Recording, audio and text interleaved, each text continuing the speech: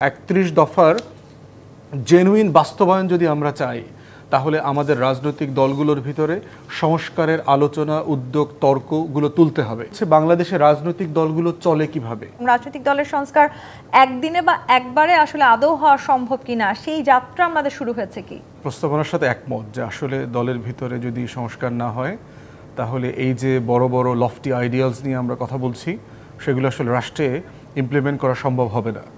আমরা যখন গণতন্ত্র কায়েমের কথা বলছি, ভোট ও ভাতের লড়াইয়ের কথা বলছি, সেই সময়টা দেখছি যে আমাদের অধিকাংশ মেজর পলিটিক্যাল পার্টির ভিতরে ডেমোক্রেসির চর্চা নাই।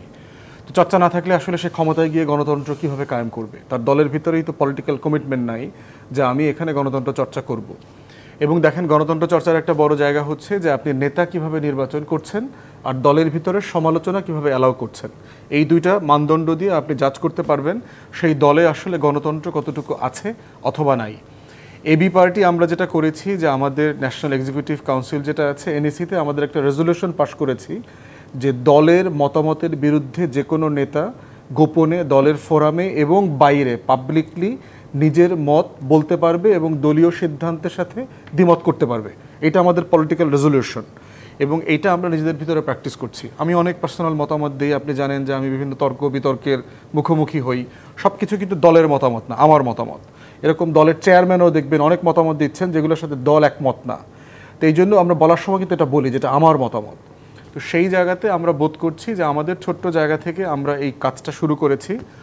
৩১ দফার একটা আয়োজন ছিল বিএনপির উদ্যোগে, সেখানে আমাদেরকে দাওয়াত দেওয়া হয়েছিল এবং সেই মঞ্চেও আমি অ্যাক্টিং যে চেয়ারপারসন ছিলেন সেখানে তার সামনে এই কথাগুলো আমি নিজেও বলেছি যে ৩১ দফা অত্যন্ত ভালো উদ্যোগ, ভালো আইডিয়া, এই আলাপ তর্কগুলো হতে হবে, কিন্তু ৩১ দফার জেনুইন বাস্তবায়ন যদি আমরা চাই তাহলে আমাদের রাজনৈতিক দলগুলোর ভিতরে সংস্কারের আলোচনা, উদ্যোগ, তর্কগুলো তুলতে হবে।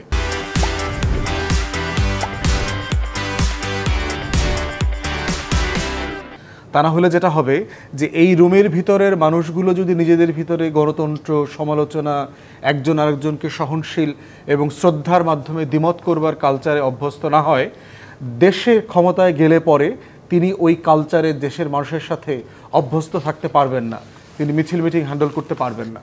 তো সেই জায়গাতে আমরা বোধ করছি যে এই তর্কটা এখন যথেষ্ট পরিমাণ সংস্কার আকারে আলোচনায় এসছে। দ্বিতীয় যেটা রাজনৈতিক দলের সংস্কারের ব্যাপার, যেটা বড় জায়গা, সেটা হচ্ছে যে আপনার ফান্ডিং পলিটিক্যাল পার্টির। যে একটা দল কিভাবে চলছে, কেন বড় বড় মেজর পলিটিক্যাল পার্টি এবং নেতাদের বিরুদ্ধে চাঁদাবাজির কথা বারবার ওঠে। একটা বিশাল সংখ্যক রাজনৈতিক নেতাদের আসলে কোনো পেশা নাই, তারা চলেন কিভাবে, তার সংসার কিভাবে চলে। আবার পেশা নাই কিন্তু তার জীবনযাপনটা বেশ আয়েসি। তো এখন আমার যদি ইনকাম না থাকে, আমার তো খুব মডেস্টলি জীবনযাপন করতে হবে, তাহলে সেই লাক্সারিটা আসলে কোত্থেকে আসে?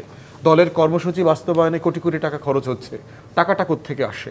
তাহলে এই যে মেম্বারশিপ, বাইরে যেহেতু আমি লন্ডনে আপনার 2টা পলিটিক্যাল পার্টির মেম্বার ছিলাম, স্টুডেন্ট মেম্বার ছিলাম, ইস্যুভিত্তিক স্টুডেন্ট মেম্বার হওয়া যায় সেখানে।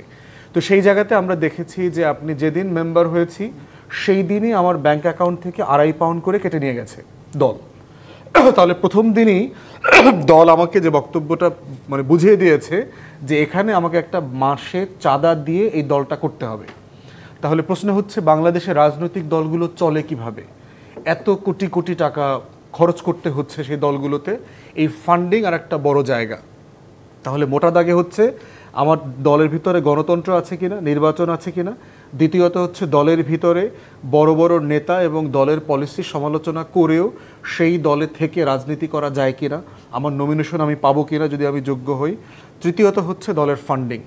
মোটা দাগে এই 3টা হচ্ছে আমাদের পলিটিক্যাল পার্টির সংস্কারের মোদ্দা জায়গা।